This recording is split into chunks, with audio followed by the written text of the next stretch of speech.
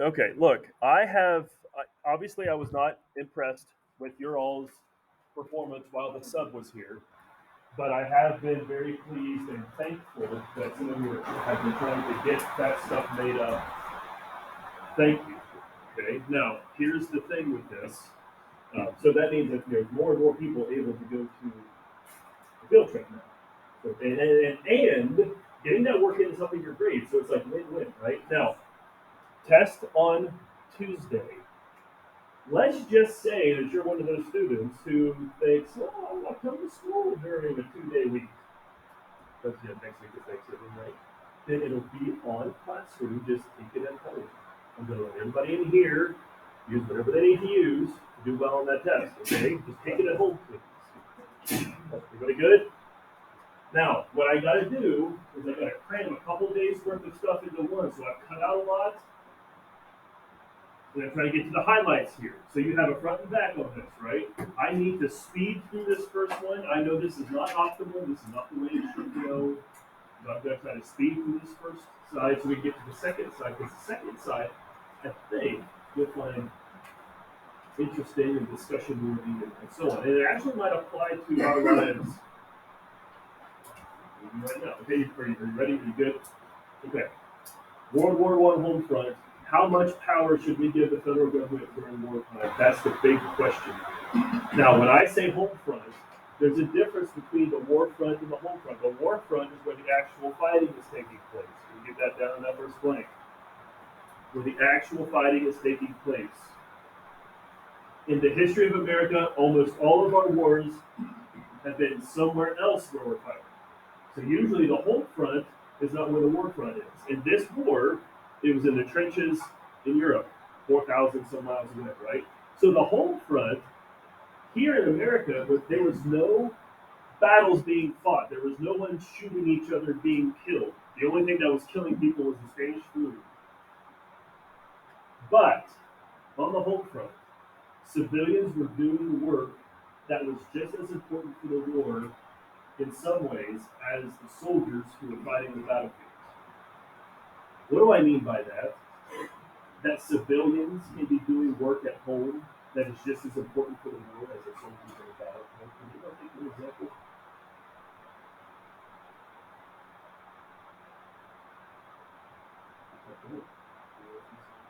Who's going to make the bullets? It's got to be people at home because the soldiers don't have time to do it, right? And if you could turn around and look at the propaganda poster that Coach Henry was putting out, anybody know what her nickname was? We can do it. This is a girl power poster, by the way. My sister did that. Are you sure? I just want to make sure you know.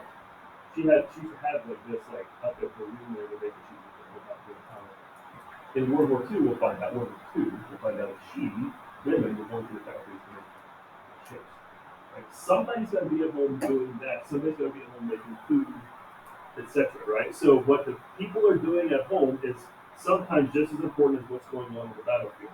So what we call this then is total war, when both the soldiers and the civilians are working together to try to win the war. Everybody's involved, even if you are at home and you're a farmer. You are doing something very important for the work. It's not just the soldiers fighting, it's everybody playing their part. Got it? You good? Does that make sense? Hold on. Okay. Thank you for the thumbs up that helps me out. Now, believe it or not, these next few slides, I'm going to go through fast, and I take out a lot that I usually talk about. So, every single male in here needs to know this because even though this is over 100 years old, this law still is in effect. And when you turn 18, you are required by law to register for this. Does anybody know what I'm going to put here? A 1917 law written to draft men into the military. Anybody know what that system is called? No? Selective service. How are we going to get enough people to fight in a world war? There's never been a war this big. We might have to draft some people. Does anybody know what a draft is? You might know what a draft is for like the NFL or the NBA, right? What is the draft for the NFL or the NBA? Yeah, they take you. How does it work? I choose you. Right? Same thing here, except when you're chosen, you're not playing for the Baltimore Warriors, Ravens, whatever. You're you have to fight. You are required to fight. Now, this law was repassed in the World War II, repassed again in Vietnam, and it still is around today. When you turn 18, you are required by law to sign up for the selective services. What's that? Uh, this is part of it. If you're still here, so whatever kind of you are, this is part of the picture. Okay, sign up for it. What is it? Is it like you signing on the dotted line saying I'm going to fight the war? No, it's not that. It's saying in case there ever is a draft, your name's in the pool, so we can. There hasn't been a draft in 50 years. Don't think that there should be one unless this Ukraine thing turns into a nuclear war and big all of this. And anybody hear about this and missiles lately? What country? Poland, very good. Poland is a NATO country. Anyway, I've probably taken more time than usual, but this should be nice. But if I don't sign up for the selective service, what do you think's going to happen to you if you don't sign up? You will either be fired or you will go to jail. The federal government is very, very, like, they stress these two things a lot. You have to pay your taxes, or the IRS will get you.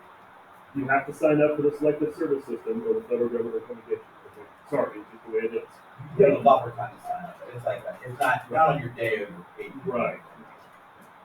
Ladies, is this sexist that you don't have to sign up? Or are you happy that you don't have to sign up? We'll see what happens with as society progresses. Okay, now we need businesses to make a lot of stuff, a lot of tanks, a lot of bullets, a lot of machine guns. The federal government came along and created the War Industries Board, and it said we are going to require certain factories to make certain things. Henry Ford, you're no longer allowed to make Model Ts. Henry Ford, you have to make airplane engines. Right? And encouraging mass production. Now, I'm putting this down here just because I am a history nerd and I like history nerd stuff. And so his name, the leader of this, was Bernard Baruch. There's his name right there. Make sure you get that down.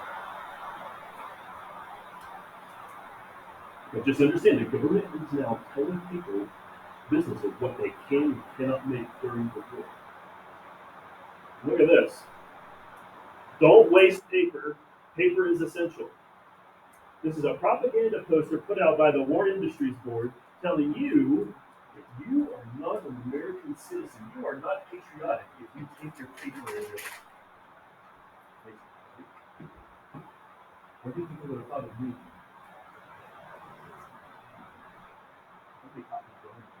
What make more copies in your average teacher? Do social studies teachers make more copies than your average teacher? Mr. Right? Don't waste paper or you're not an American citizen. Why? What are they going to use paper for in the battlefield? Yes. Maybe even more importantly, orders. Send people here or there. Right? And in case you cared, I know that you do.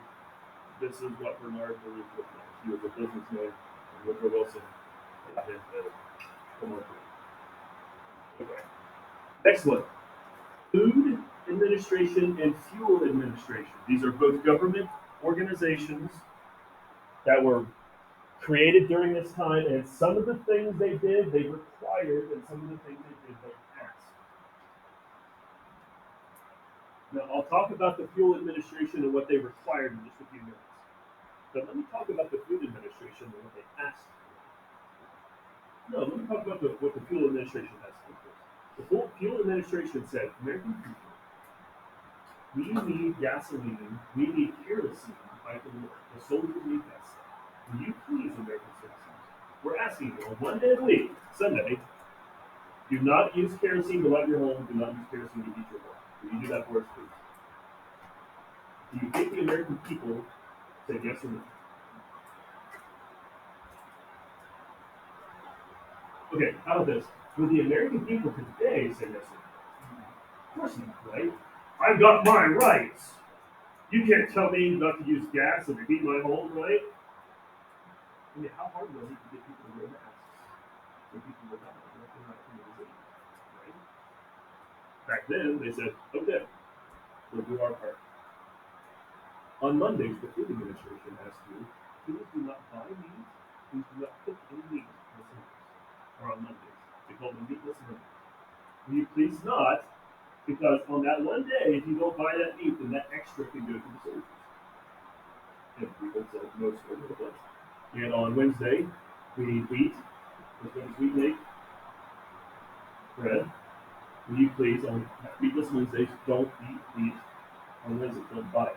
Don't buy pork on Thursdays or Wednesdays. Don't buy sweets on Saturdays. And for the most part, the American people said yes. World War II, they made us do this. World War I asked us to do this. Food will win the war. We observe with the good American patriots.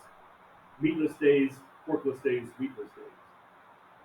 Food is ammunition. Don't waste it. If you waste it, where's it not going? To help the soldiers as they're fighting. Now, there's no notes here. Don't worry about this. This is a propaganda picture. And I'm going to talk to you about what's on here real quick before I get to the next slide. Beat back the 100 liberty bonds. There's at least two things you need to know here. What's one word you need to know on this one? What is a hunt? It's a German. It's an old-fashioned name for a German. How do they depict the German? What do they make the German look like? Doesn't it look like a zombie? Now, remember, there are millions upon millions of people in America that are German background. But we're finding the real. We've got to make them. So he's got blood on his fingertips. He's got blood here. He's got blood on his bayonet. You can tell he's German because he's got that pointed helmet right there. If you're a history buff, it's kind of a triple helmet helmet.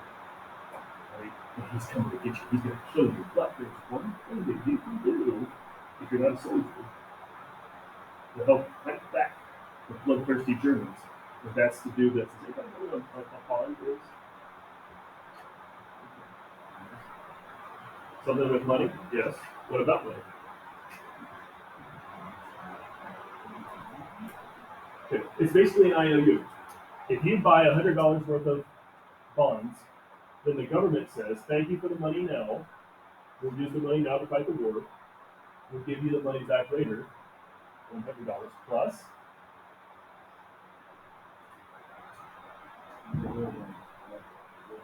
What's that called? When you get money back from the bank for investing? Interest. There you go. Well, now you know something, right? You get a little bit of money back. So it's win-win. That money goes up the war now. You get money. You get more money back later. A Liberty Fund, which you get money for the war. Now today you can actually buy bonds, and they will give you 3, 4% interest. And people are saying that right now is the time to buy bonds because the stock market's down. So what you want to do that? What's my point? Next blank. The Committee of Public Information. This is the propaganda agency. They are the people who are hired by the government to go out and make these propaganda posters that are back and the ones that I've been left with. The leader of it, George Creel. It wasn't just called the CPI, the Committee of Public Information. It was also called the Creel Committee. And they're the ones responsible for all of these posters back here. Can you take a look at some of the World War I posters back here? Have you seen this one all year? And then like, Mr. Beavers, that's a little sexist. Have you seen this one? Gee, I wish I were a man. I'd join the Navy. That's a World War I poster. What is it saying? Women were not allowed to join the military. You could serve as a nurse or a secretary. You could not serve on the battle lines. Now, just so you know, if you look fast forward about 30 years, World War II, and you see women are able to serve in World War II, there's a change from here to here. Question. George Creel, and then Creel Committee, so Creel Class. Now, I do want to point out something else back here. See this poster? This is a World War I poster. This is a World War I poster. This one right here is telling African Americans, hey, be patriotic and join, go fight for the United States. After all, Abraham Lincoln helped free the slaves. You should, return to service. The problem is, of course, is that African Americans were put in segregated units because this is the era of segregation.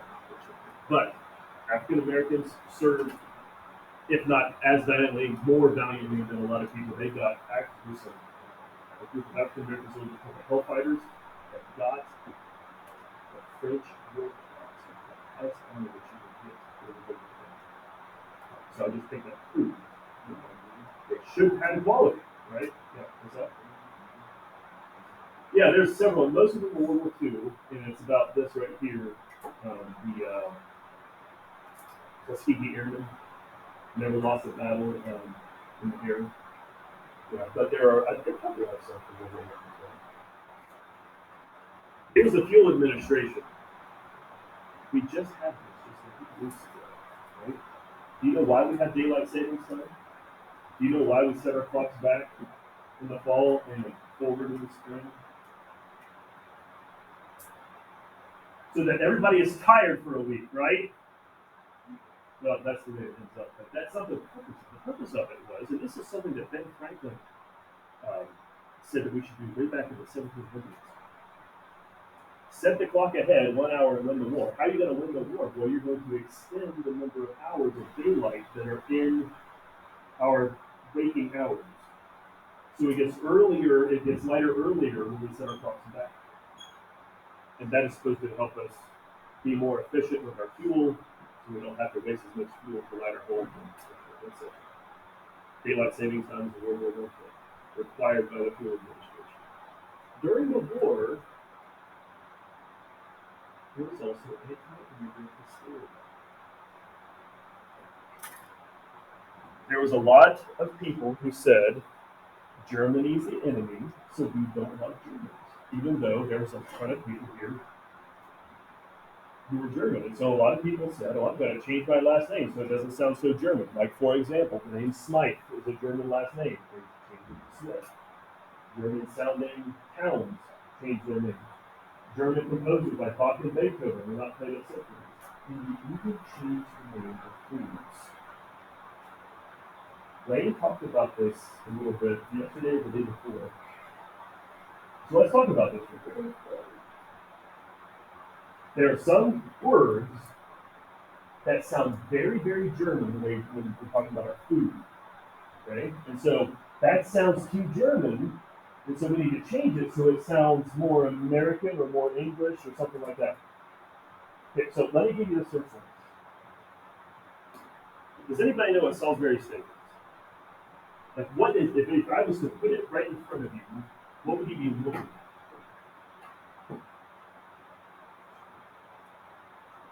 Made of what?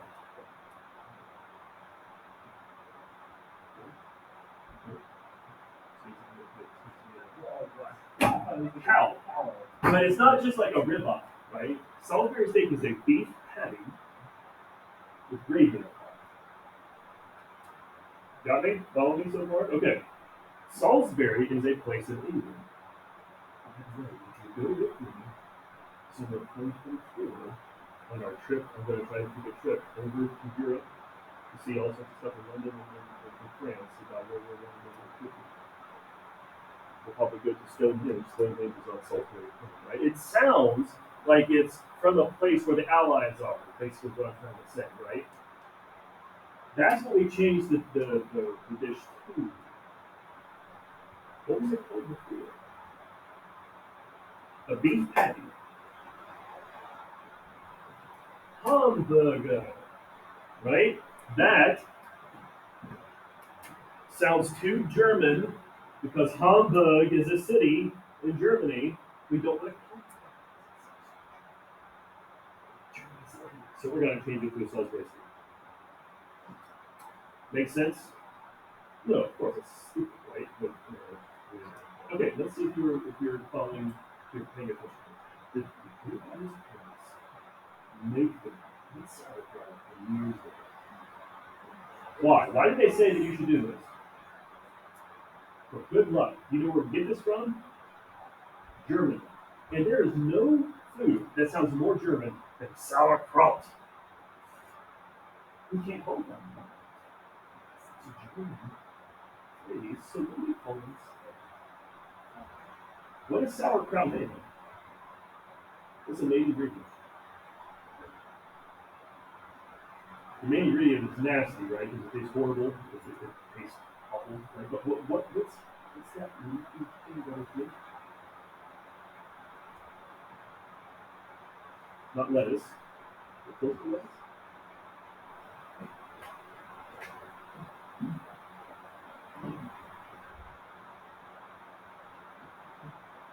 Yeah. Romaine lettuce is a good guess, but no. Think of something that's not lettuce but close. Ah, there you go. We call it Liberty cabbage. How silly does that sound? Well, that's the way it is. A Frankfurter sounds very German, because Frankfurt is in Germany. Right? This is a stick of beef inside of a bun. It was called hot dog later. What do you think it was called during the war? Liberty cabbage. You might think this is stupid. Okay, but did you know that it was right before you were born? You remember 9/11, the September 11th bombing, the terrorist attacks, and all that.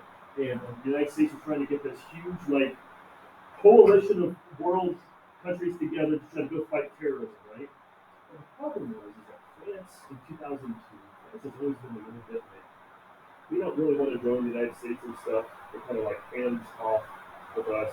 And so the French weren't backing us up like we thought they should when we were growing. And so, angry at them, the people in Congress said, we are not going to call what we serve at the congressional cafeteria French fries anymore. If you don't like the French, what do we call them instead? You know? Freedom fries. This was only 20 years ago, right? This kind of stuff happens when we don't like people, we just rename their food. Right? Now, this fear of immigration leads to some, and maybe having enemies and spies from Germany in our country led to these two laws being passed. The Espionage Act. Espionage means spying.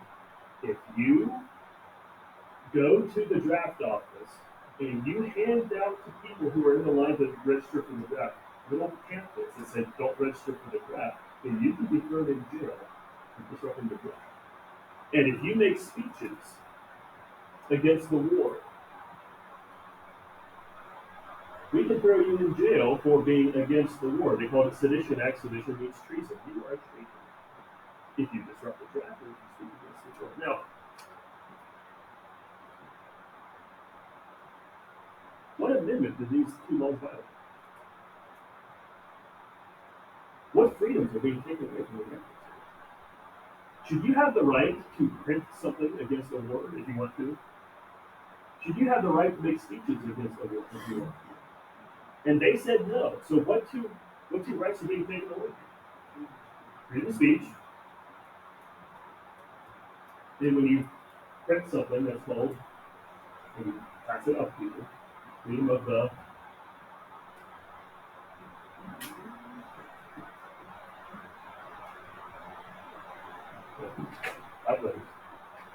there you go. All right, freedom of the press. Thank you. Right? What amendment is that? So, treasure amendments. It says you should have the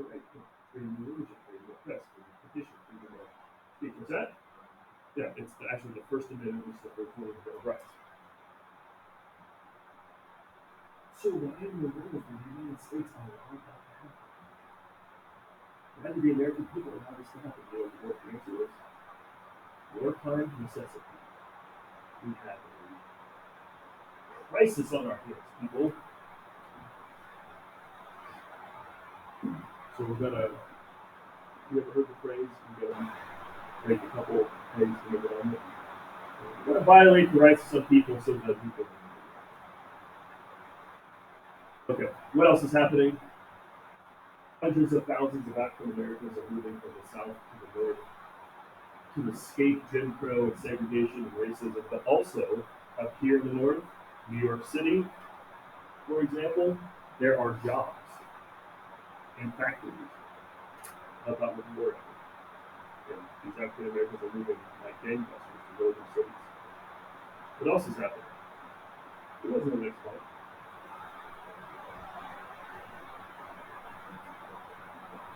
Yeah, which amendment was that? Didn't you know this for my class, but this class, the 18th Amendment prohibited the sale of alcohol. Not only was it illegal to sell alcohol, it was illegal to make it, it was illegal to buy it. You know what the only exception is? You have to be a church person to know this. Especially a Catholic. What's that? Line 4, the part of the service. What's that called when you take the body and blood of Jesus? The bread and the wine. The Sunday school people here, it's called communion or the Eucharist. Why did we have this? Well, we talked about that there was a lot of women who said we don't want to be beaten by our husbands who are drunkards, and we don't want to have our kids neglected by our husbands who are drunkards, and society will be better if we don't have alcohol. There's that. But also there's a world of what do you use to make beer?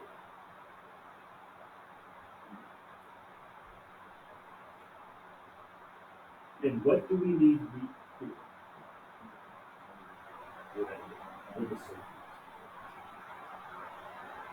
You are being a patriot if you choose not to drink alcohol.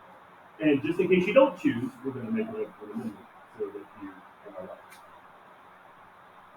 Well, by the way, guess which country is famous for drinking lots of beer?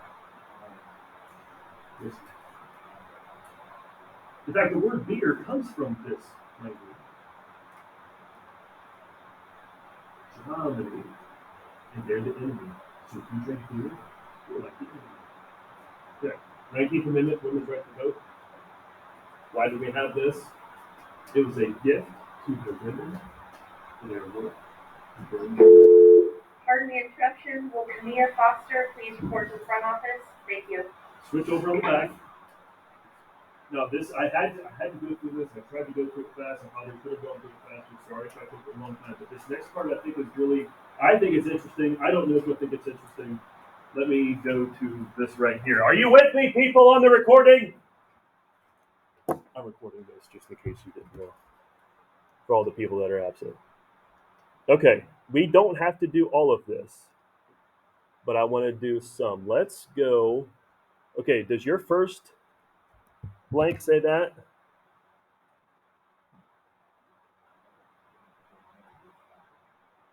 Does your first screen, does your first blank say that? Okay, can you go ahead and write that in then on the back? What should win in time of war? Should your individual rights win, or should what is best for the whole win, for the common good? Common good means protecting the safety of most of the people. If that means that I have to take away her right to vote, her right to speech, her right to whatever, but it keeps all of you safe, is that okay? No, you feel that way. Or should we protect the rights of the individual no matter what, no matter how dangerous it gets? That is what is the essence here. And that's really what I focus on in these last 15 minutes. I want to try to see Okay, make you think. Okay. Go ahead and write that in. You already have that. Just go ahead and write that in real quick, just to get in what we'll kind of fly through that part. Next bullet point. Yeah, I know there's a lot there. Can you just write that in? Just we talk about it real quick. I just want to remind you what this is. I just want to put these.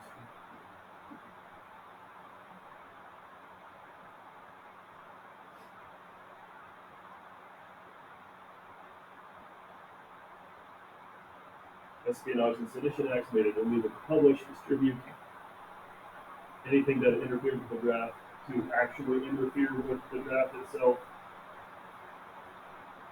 anything that's against the war effort, publish any items against the U.S. government,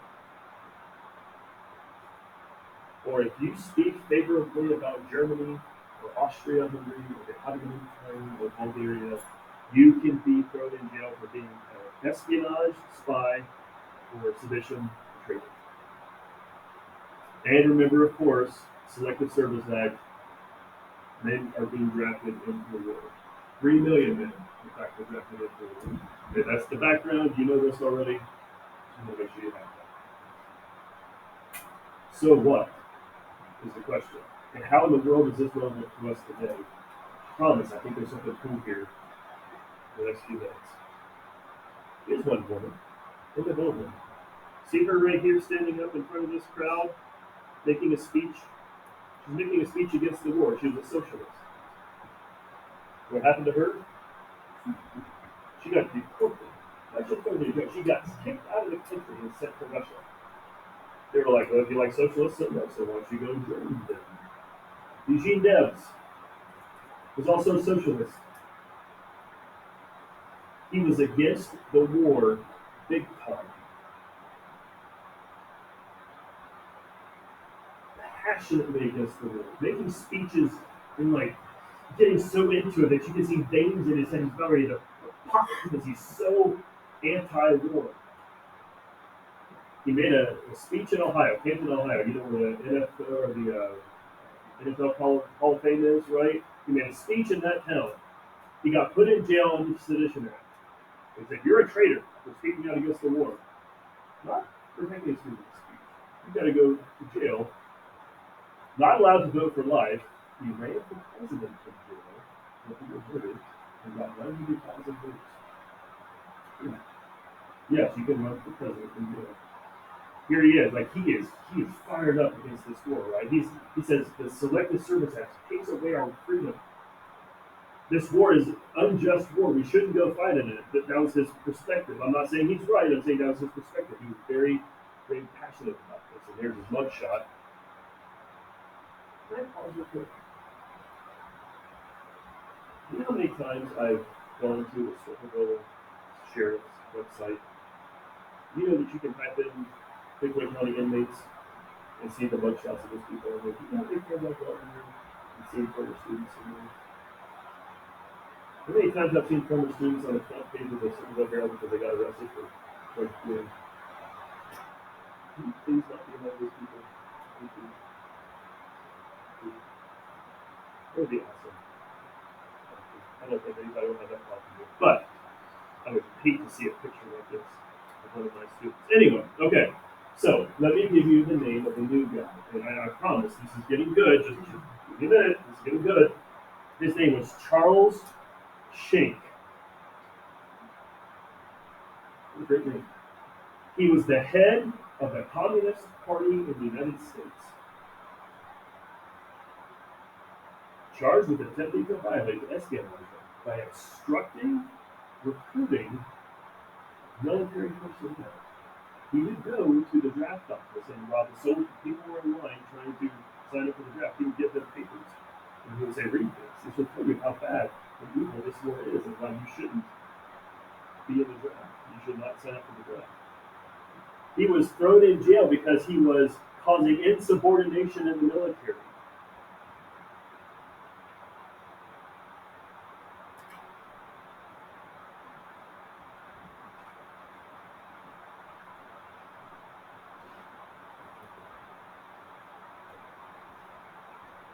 He sued the federal government.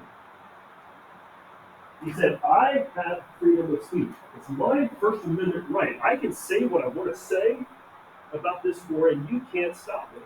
Now, he's saying that while I was in jail, the Supreme Court took his case. Spoiler alert, this is what the Supreme Court said in Schenck versus United States. And notice, this is a year after the war ends. The government could limit civil liberties, freedom of speech. Does that surprise you? The government will take away your rights during a time of emergency. Does that surprise you? Let's see if we can figure out why the American government, who had freedom of speech and would hold so dear, said, no, we can still send you to jail for speaking. Let's try this. Write this down, please, and then I want to explain it. And I want to see if this makes sense to you.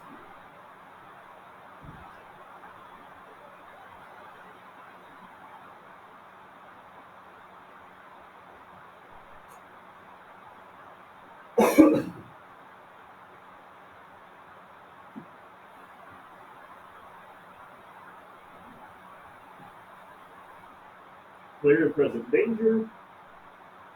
Supreme Court Justice Oliver Wendell Holmes. Dangerous rebellion. Aided a test. Danger to the nation.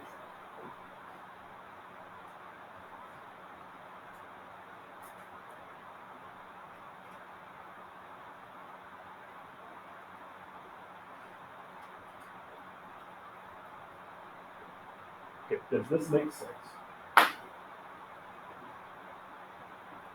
While he's writing the case, the opinion of the case, the Supreme Court Justice Oliver Wendell Holmes wrote, "With a big test given to determine whether or not in the future I can throw you in jail for saying something.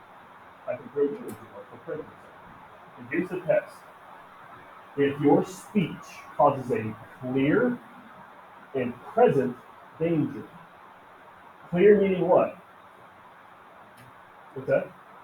Like obvious, like everybody can tell this is going to be a problem. Present? Does this mean in the past? In the future? Like right now. If your speech causes a clear and present danger, then you are not allowed to make that speech. Anytime. Does that sound clear to you? If what you're saying is going to endanger people's lives, then you don't have the right to say it. Does that make sense? Are you okay with it? Can you think of an example where this might make common sense? No? Okay, let me give you an example. Crowded movie theater. You're going to the movie theater to watch Black Adam or Black Panther. Whichever one you want. I'm going to go watch one and see. Everybody seen Black Panther yet? Oh, it's awesome. Okay. In the future, because they've been waiting to see for a long time. Noah's staying up. Noah's hungry. Are you hungry? Are you hungry? Is he hungry? And he says, "Everybody out! There's a fire!" What's going to happen? You're going to get up. You're going to run. Right? Can you see a stampede happening? Can you see people actually being hurt? You ever heard about those Black Friday things? You know, the day after Thanksgiving, when people are like at Walmart and they're trying to get in and they haven't opened the doors yet, and there's like a stampede of people and people die. Right? You ever heard of that? Right? What if there is a fire? Is that okay for him to say? Of course. Right? It's okay. If there is a fire and he shouts fire, that's fine. What if there's no fire? And Noah stands up and shouts fire. Is that protected speech? Are you allowed to say that? The question is, are you allowed, does freedom of speech mean you are allowed to say whatever you want, whenever you want?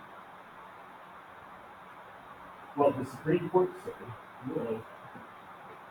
After he said this clear and present danger thing, he said to talk about shouting fire. If you shout fire falsely in a crowded theater, that's not protected speech. it could cause an unnecessary trouble and could endanger other people. Your right to freedom of speech stops when it could cause bodily harm to someone else.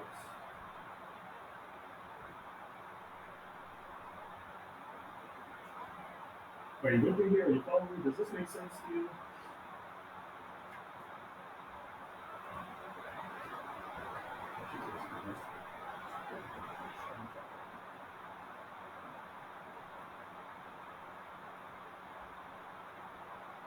Now here's the question.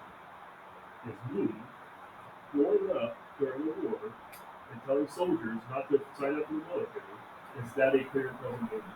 Is that the same thing as shouting fireballs?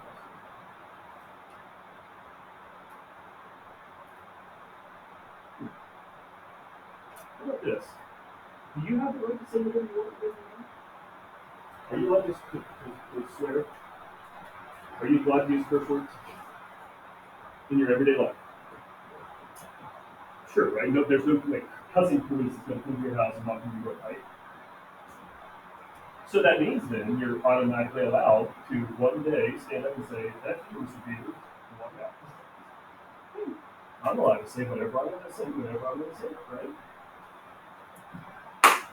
Is that protected speech? Why not?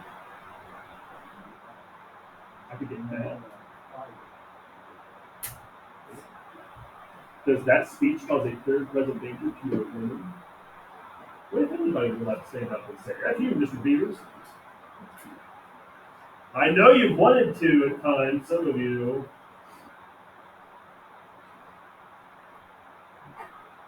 What about this?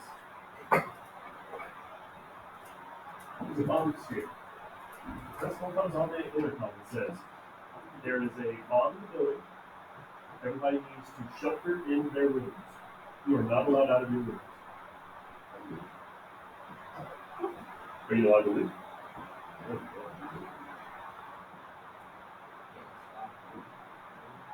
Okay. Here's the question. Do you trust the principal? To think that staying in the room is the safest thing for us. Ah, you don't trust the authorities, huh? What if he wants us to stay in the room because you can't detonate the bomb unless you're out? Then are you going to follow the rules? Do you think that I could stop you from staying in here? From trying to get out? I respect you. Hey, those your names on the front. I want to collect them, please. What about this thing? What if you don't want to wear a mask during pandemic? No. I ain't go right. You know what happened to people that didn't wear a mask? No, leave it. More points. See, that's the question. Where does our freedom end and safety begin? You hear that, people? Recording people, you hear that?